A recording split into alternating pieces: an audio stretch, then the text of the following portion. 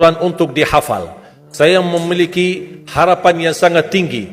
InsyaAllah Indonesia, sepanjang apapun kegelapan, sepanjang apapun kegelapan kezaliman, sepanjang apapun kehilangan keadilan, InsyaAllah akan datang satu saat terbitnya matahari adil.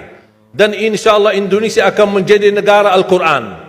Saya bisa meyakinkan gitu karena saya telah merasakan bagaimana di Turki.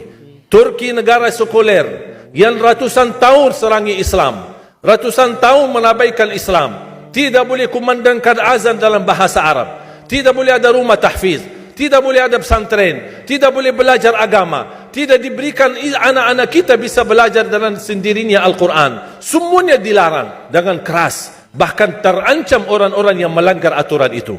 Allah Subhanahu wa taala melahirkan seorang presiden yang bisa membaca Al-Quran. Coba buka di YouTube bacaan Erdogan bagaimana. Itu dilahirkan dari negara sekuler. Saya bisa meyakinkan InsyaAllah 1 juta menghafal Al-Quran. Dan Bapak Ibu mudah-mudahan masih punya umur akan mendengar pengumuman besar. Imam besar salat Idul Fitri dan Idul Adha sekaligus khatib adalah Presiden Republik Indonesia menghafal Al-Quran. Itu yang saya yakini. Dan saya tidak pernah merasa lelah. Dan saya selalu berkata sama istri, kalau saya mati itu pun karena saya bersama Al-Quran. Wallahi jamaah sekalian, yang bersama Al-Quran tidak akan merugi. Berkah rizkinya, berkah umurnya, terjamin kebahagiaan. Allah Subhanahu wa taala hanya minta satu, berkenan bersama Al-Quran di dunia. Apa yang kita dapat? Apa yang akan dibalas? Akan Al-Quran temani kita di dunia, akan temani kita saat sakratul maut, akan temani kita di kuburan membela kita, akan menemani kita saat kita dibangkit oleh Allah, akan menemani kita saat hisab, akan menemani kita saat berjalan di atas sirat yang sangat tipis dan panjang, bahkan tajam jalanannya. Begitu sampai ke surga, apakah Al-Quran melepas? Tidak akan melepas. Al-Quran masih berkenan, padahal kita hanya cuma sekali berteman sama Al-Quran di dunia.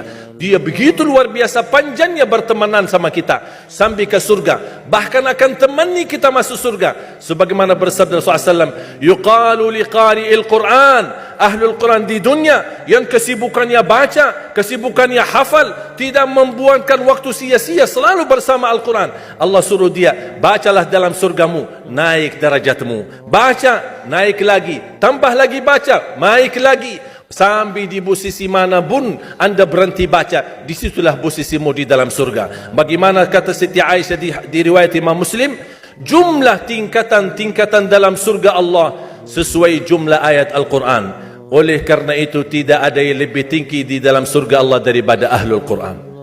Cukuplah bahagia Ahlul Quran ketika di hari kiamat dipanggil, semua manusia dibangkitkan oleh Allah. Malaikat memberikan pengumuman, mana Ahlul Quran? Berdiri, rapat, berdekatan. Mereka maju, mau bawa kami ke mana? Kalian terpilih menjadi orang yang terdekat sama Allah. Karena Ahlul Quran adalah keluarga Allah Subhanahu wa ta'ala. Bukan hanya kita sendiri yang mendapatkan anugerahnya dan manfaatnya, semua keluarga kita, termasuk orang tua kita dan orang yang ada di sekitar kita. Makanya jemaah sekalian, kalau anda gagal penghafal Al-Quran, anakmu pun gagal penghafal Al-Quran, jangan sisahkan walaupun saham menjadi saksi baik di hadapan Allah. Ya Allah, saya belum hafal, anakku gagal penghafal Quran, tapi insyaAllah hartaku, usahaku, pikiranku, tenagaku bisa terus memperjuangkan Al-Quran. Apa saja, ya Allah, insyaAllah menjadi saksi baik.